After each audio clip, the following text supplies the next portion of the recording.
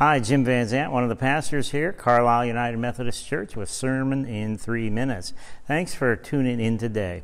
Do you remember the story of Snow White? Hopefully you remember parts of that story. What you may not know is parts of that story really follow the gospel story of Jesus in so many ways.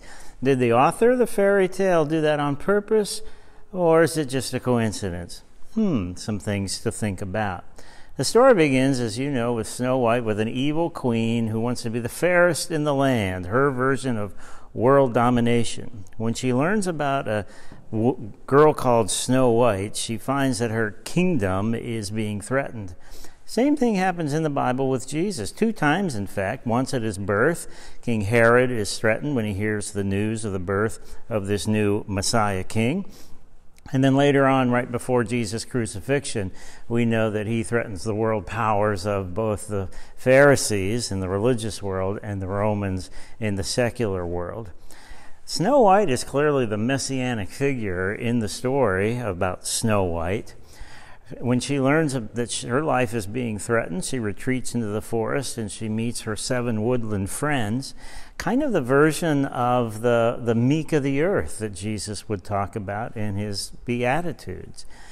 But when she meets these 7 woodland friends, they quickly and gladly take her into their own home, and she commences to taking this chaotic world of the 7 woodland friends and turns them into an organized, clean, and happy bunch. As a matter of fact, they're so happy about the state of their lives now that she's come in as this messianic figure that they whistle when they go off to work now.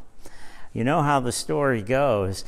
She is offered an apple, a poisoned apple, as the queen is trying to eliminate her.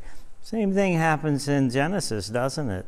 Adam and Eve, as they're living in their Eden, the 7 woodland friends, they're living in their Eden with Snow White, and both are tempted by an apple. An apple is what undoes everything for them. And so Snow White falls into a state of sleep, but as far as the 7 woodland friends are concerned, it might as well be death. And so their life turns into disarray. Same thing happens to the disciples after Jesus died.